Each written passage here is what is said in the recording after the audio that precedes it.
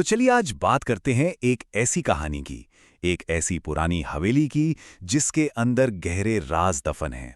ऐसे राज जो सालों से अंधेरे में ही छिपे हुए हैं। ये कहानी है नडियाद के पास बनी एक बिल्कुल सुनसान हवेली की। कहा जाता है कि कोई 20 साल पहले यहाँ एक पूरा हंसता खेलता परिवार रहता था और फिर एक रात वो अचानक गायब हो गए, बिना कोई निशान छोड़े, बिना किसी सुराग के। और बस यहीं से इस कहानी का वो खौफनाक सफर शुरू होता है। और अब इस अनसुलझे रहस्य की परतें खोलने के लिए कहानी में आते हैं चार दोस्त, यश और उसके 3 साथी। इन्होंने एक बहुत ही कह सकते हैं खतरनाक फैसला किया है, उस हवेली में एक पूरी रात गुजारने का। तो चलिए कहानी के पहले हिस्से में चलते हैं, उस रात जब वो चारों दोस्त उस हवेली पर पहुंचे।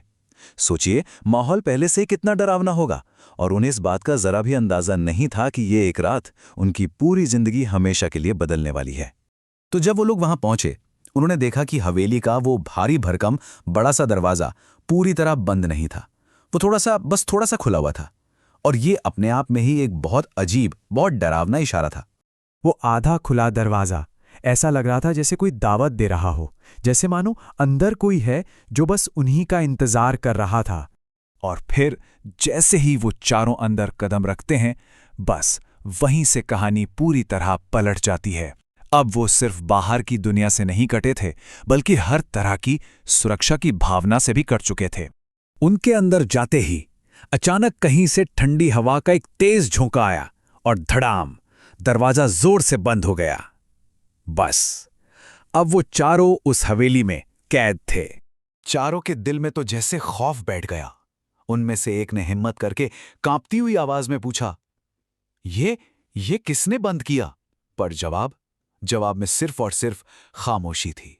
और फिर जब वो इस झटके से संभलने की कोशिश ही कर रहे थे, तभी उन्हें ऊपर की मंजिल से एक आवाज आई, एक बहुत ही अजीब आवाज, किसी के पायल की छन छन छन।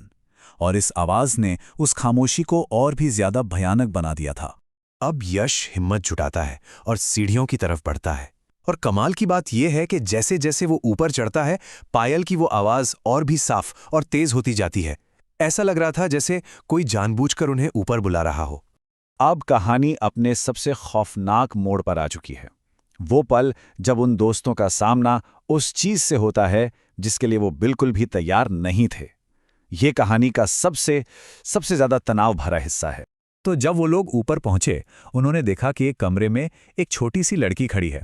पर अजीब बात यह थी कि वो दीवार की तरफ मुंह करके खड़ी थी। उसका चेहरा नहीं दिख रहा था, जैसे वो कुछ छुपा रही हो।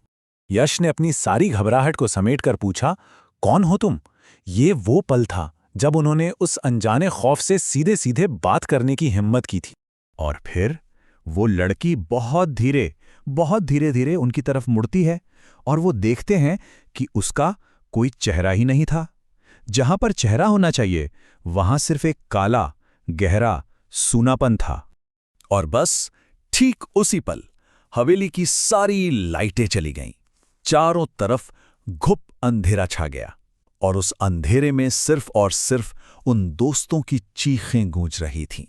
कुछ पल बाद जब किसी तरह मोबाइल की टॉर्च जलती है, तो उनके सामने वो सच आता है जो सच में उनकी रूह कंपा देने के लिए काफी था।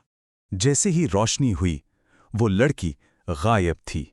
कमरा बिल्कुल खाली था, लेकिन दीवार पर ठीक उसी जगह जहां वो खड़ी थी, खून से एक पैगाम लिखा था, अब तुम यहां से कभी नहीं जाओगे। अगली सुबह गांव वालों को हवेली के बाहर सिर्फ 4 मोबाइल फोन पड़े हुए मिले। बस उस रात के खौफ का यही इकलौता सबूत था। यश और उसके दोस्त कभी वापस नहीं लौटे। पर कहानी यहीं खत्म नहीं होती। गांव वाले कहते हैं कि उस रात के बाद से हवेली की खिड़की में अब 4 नई परछाइयां दिखती हैं। तो सोचने वाली बात यह है कि क्या वो दोस्त भी उसी हवेली का हिस्सा बन गए, और क्या अब वो अपने अगले मेहमानों का इंतजार कर रहे हैं?